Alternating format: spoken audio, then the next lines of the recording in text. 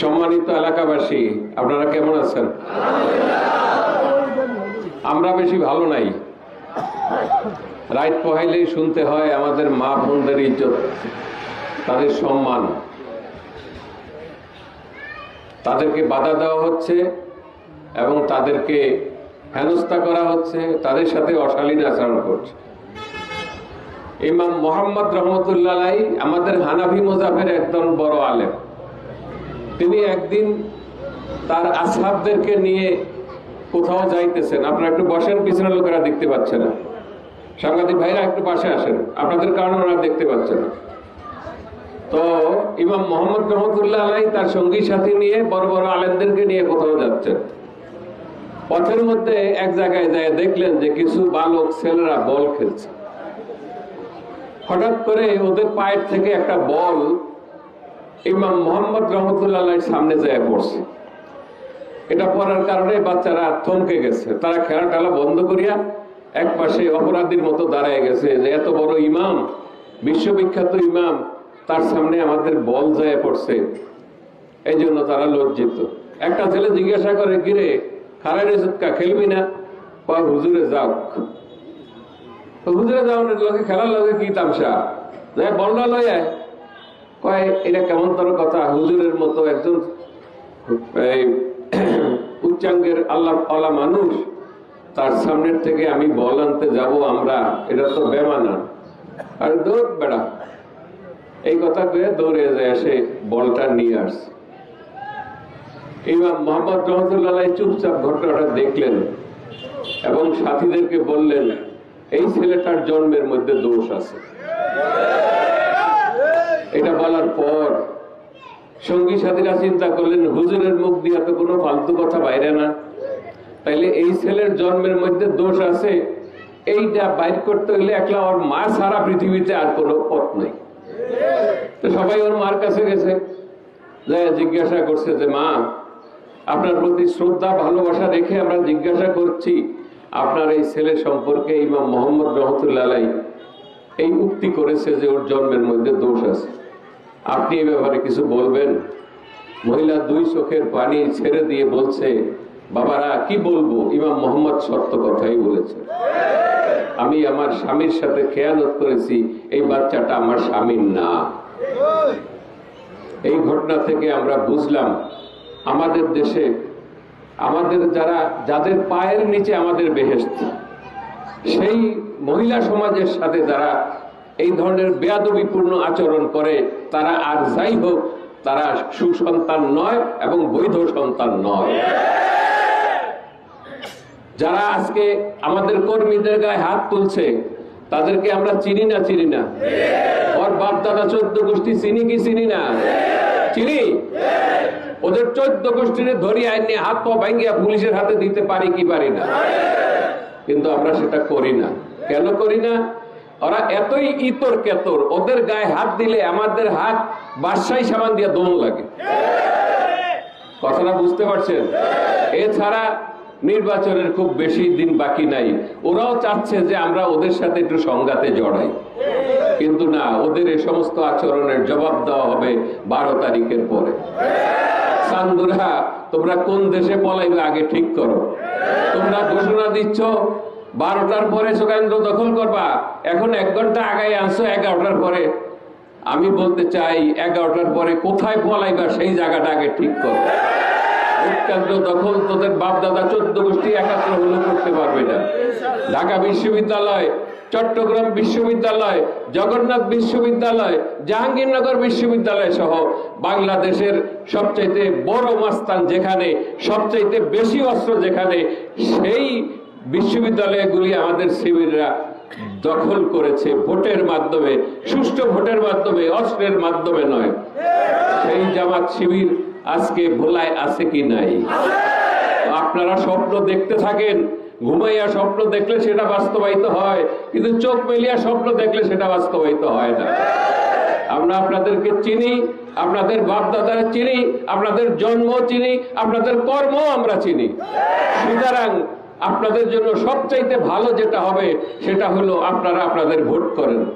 জনগণের কাছে, মা বোনদের কাছে আপনারা ধানের শেষ নিয়ে যান। আপনারা কি করতে চান আগামী দিন? ওই ফ্যামিলি কার্ডের মিথ্যা আশ্বাস দিতে থাকেন আপনারা।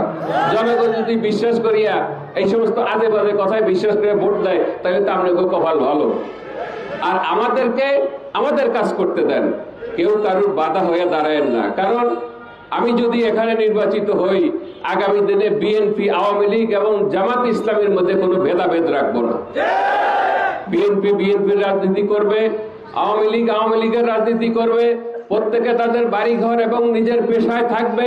কাউকে কারুর ডরে বাড়িঘর ছাড়তে হবে না, ঢাকা চিটাগাং ওই রাজশাহী দিয়ে থাকতে হবে না।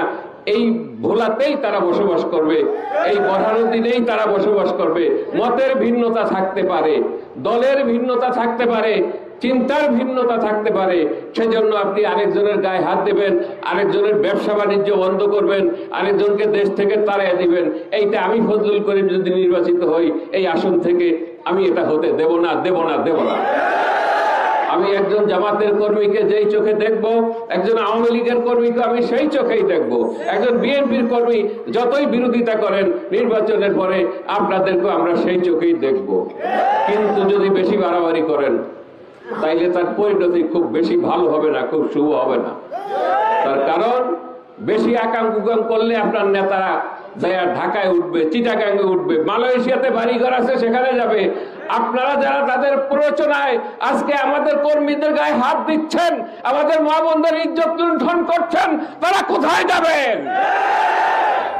আপনাদের তো ঢাকায় বাড়ি নাই, আপনাদের তো রাজশাহীতে বাড়ি নাই, আপনাদের তো সিঙ্গাপুরে বাড়ি নাই। কোথায় যাবেন আপনারা সেই ব্যবস্থা চিন্তা করে রাখেন আগে থেকে।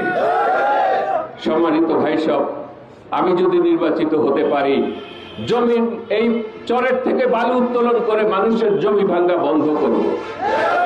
একটা তরমুজ উৎপাদন করলে সেখান থেকে 60 টাকা চান্দা নেন, জিজ্ঞাসা করলে কয় যে এটা মামানির দেওয়ান লাগে। মামানি ছিলেন তো আপনারা?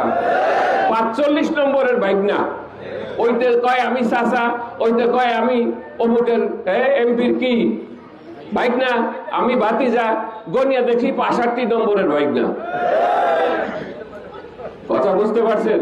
সুতরাং এই 65 নম্বরের 45 নম্বরের ভাইগনা ভাতিজা, চাচাতো ভাই, মামাতো ভাই, ফুফাতো ভাইদেরকে আমি সাবধান করছি, ভোলার মাটিতে থাকতে হলে, দৌলত খান এবং বরহাউদের মাটিতে থাকতে হলে সভ্য শান্ত ভদ্র হয়ে বসবাস করবেন, তাহলে হলে এই মাটিতে আপনাদের জায়গা হবে না, হবে না, হবে না ইনশাআল্লাহ। আমি এই দেশের জনগণকে সাথে নিয়ে আপনাদেরকে প্রতিরোধ করব, প্রতিহত করব ইনশাআল্লাহ। কারণ আমরা ভাসিয়াই নেই, আমরা কোনো কচুরি পানা নয়। আমরা এই দেশেই জন্ম করেছি, এখানে আমাদের রেকর্ড আছে, এখানে ভূমিতে আমাদের দখল আছে, আমাদের খাজনা আছে, আমাদের তহসিলদারি আছে, সবকিছু আছে। যাদের নদী ভাঙ্গা গেছে তাদেরকে বলবো কাগজপত্র রেডি করেন। ইনশাল্লাহ আমি যদি নির্বাচিত হই, আপনাদের জমি আপনাদেরকে আমি বুঝিয়ে দেব। এখানে টেম্পু স্ট্যান্ড দখল, হাট বাজার দখল এবং অতিরিক্ত খাজনা আদায়, এগুলি ইনশাল্লাহ আমি বন্ধ করে দেব। মারামারি, কাটাকাটি, হানাহানি বন্ধ করে দেব। আমি শান্তিপূর্ণ একটা দৌলত খান এবং বরহানুদ্দিন দেখতে চাই।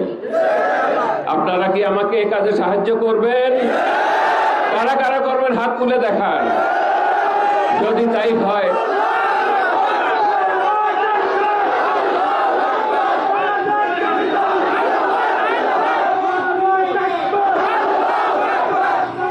থামেন থামেন থামেন।